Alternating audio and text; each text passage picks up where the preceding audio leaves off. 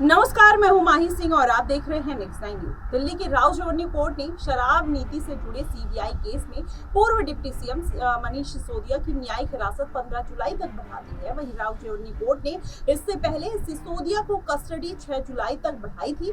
आज उनकी हिरासत खत्म हो रही है। वहीं कोर्ट में पेशी के बाद उन्हें वापस तिहाड़ जेल ले जाया गया। 3 जुलाई को दिल्ली की एक अदालत ने शराब नीति जुड़े मनी लॉन्ड्रिंग मामले में सिसोदिया की न्यायिक हिरासत 25 जुलाई तक बढ़ा दी थी। अब ऐसे में सीबीआई ने सिसोदिया को 26 फरवरी 2023 को गिरफ्तार किया था। ईडी ने न्यायिक हिरासत के दौरान उन्हें 9 मार्च 2023 को गिरफ्तार किया था। सिसोदिया तब से तिहाड़ जेल में बंद है। लेकिन सोचने वाली बात है कि 2 से 2.5 साल हो गए तिहाड़ जेल में बंद है। आम आदमी पार्टी लगातार ये बात कहती है कि ईडी सीबीआई उनको फंसाने का काम कर रही है। लेकिन बड़ा सवाल यहाँ खड़ा हो जाता है कि क्या वाकई में आम आदमी पार्टी को फंसाया जा रहा है? नहीं तो 2 से 2.5 साल से जेल में बंद है। कोर्ट में लगातार याचिका भी लग रही है। ऐसे में अगर उनके खिलाफ कोई सबूत नहीं होते तो जाहिर तौर पर मनीष सिसोदिया बाहर आ जाते। कहीं ना कहीं न्याय प्रणाली वो निष्पक्ष काम करती है। तो ऐसे में कहीं ना कहीं ये जो बात आम आदमी पार्टी की तरफ से उठाई जाती है कि भारतीय जनता पार्टी उनको फंसा रही है,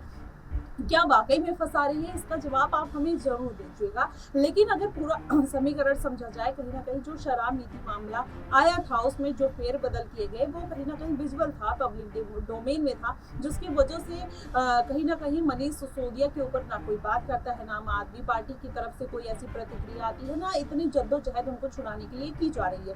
अगर पूरा समीकरण समझा जाए तो उसके जो मेन विक्टिम है कहीं ना कहीं वो मनीष सिसोदिया निकल कर आते हैं। अब ऐसे में ईडी सीबीआई के ऊपर सवाल तो जरूर उठते रहते हैं। कोर्ट ने भी फटकार लगाई है। जाहिर तौर पर राजनीतिक फायदा उठाने की कोशिश भारतीय जनता पार्टी भी करती हुई नजर आई है। लेकिन ऐसे में विधानसभा चुनाव है, अब मनीष सिसोदिया सालों से जेल में बंद है और ऐसे में अब अरविंद केजरीवाल के भी बाहर आने की कोई किसी भी तरीके की उम्मीद नहीं दिखाई दे रही है। लगातार याचिका लगा रहे हैं। राव जोड़नी कोर्ट से खारिज होती है तो हाई कोर्ट पहुंच जाते हैं, हाई कोर्ट से खारिज होती है तो सुप्रीम कोर्ट पहुंच जाते हैं। ऐसे में इन सभी जद्दोजहद के बाद क्या अरविंद केजरीवाल किसी भी तरीके से इन सब मामलों से निकल कर आ पाएंगे और विधानसभा चुनाव पर फोकस कर पाएंगे? क्योंकि 2025 में विधानसभा चुनाव है।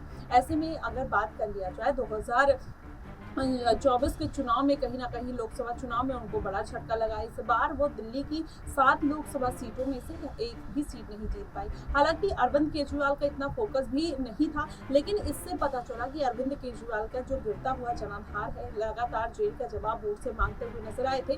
तो माना यही जा रहा था कि अरविंद केजरीवाल को हो सकता है 1 से 2 सीटें मिलती हुई नजर आए और ऐसे में 21 दिन की मोहलत और एक सिंपैथी वोट भी अरविंद केजरीवाल को मिल सकता है। लेकिन कहीं ना कहीं दिल्ली की जनता ने उनके मंसूबों पर पानी फेर दिया। अब इसी बात का डर कहीं ना कहीं अरविंद केजरीवाल की पार्टी को सता रहा है कि अगर मनीष सिसोदिया बाहर नहीं आते, सत्येंद्र जैन बाहर नहीं आते, अरविंद केजरीवाल बाहर नहीं आते तो किस तरीके से आम आदमी पार्टी इन बड़ी मुश्किलों से भरती हुई सामने आएगी। क्योंकि लोकसभा चुनाव तो बीत गए, उसमें आम आदमी पार्टी कुछ खास नहीं कर पाई, लेकिन विधानसभा चुनाव कहीं ना कहीं आम आदमी पार्टी के लिए बेहद जरूरी है। वैसे में अगर वहां पर भी बड़ा झटका लगता है तो कहीं ना कहीं आम आदमी पार्टी खतरे में पड़ सकती है। वैसे में भारतीय जनता पार्टी इसी जद्दोजहद में है कि इतने सालों से दिल्ली की सत्ता से भारतीय जनता पार्टी हमेशा दूर रही है।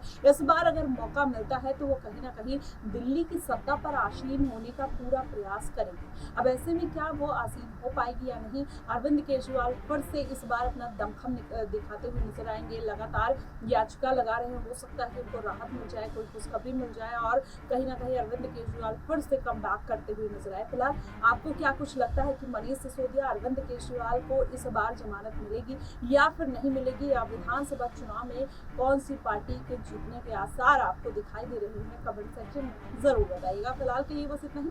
देश और दुनिया की तमाम खबरों के लिए हमारे साथ बने रहिएगा।